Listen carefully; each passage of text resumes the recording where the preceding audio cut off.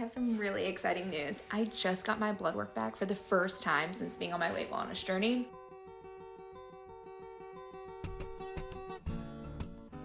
For context, I hit my goal in about 6 months, and over the last year, I've been on a small weekly maintenance dose. My triglyceride numbers are so impressive. I went from 184 all the way down to 58.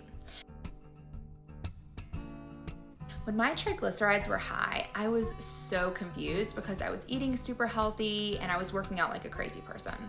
When you have high triglycerides, they tell you the best ways to get them down is regular exercise, avoiding sugar and refined carbs, check, losing weight, eating healthier fats, and limiting alcohol. I was doing all of that except the losing weight part because the weight just would not budge. And one thing that I thought was really interesting is that having high triglycerides could be a sign that you're becoming insulin resistant, which means your body isn't using insulin, that little hormone that controls blood sugar, properly. Insulin resistance also contributes to weight gain. So even if you're not pre-diabetic or out of range in your A1C, what this signals is that insulin resistant could be what's both increasing your triglycerides because it leads to the liver producing more very low density lipoprotein, cholesterol, which is rich in triglycerides, and it could be what's causing you not to be able to lose weight.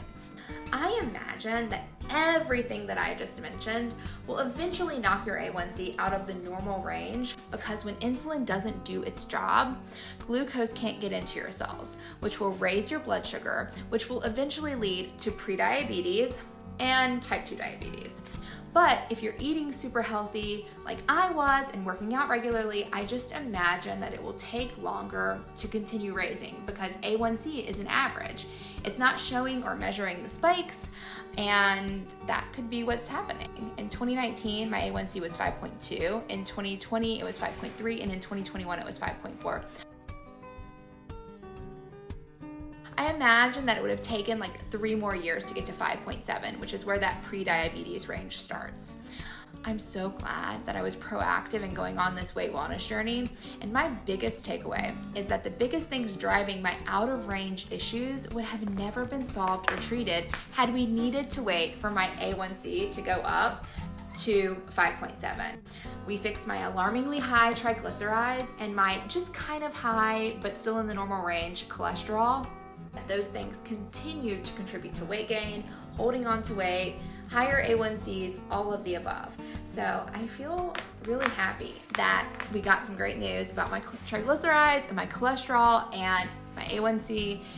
And it just makes me know that this journey was totally worth it. If you guys have any questions about how we can improve your overall health with semaglutide or tirzepatide, or how it can help you lose weight, DM us. Our DMs are always open. We'll answer any questions.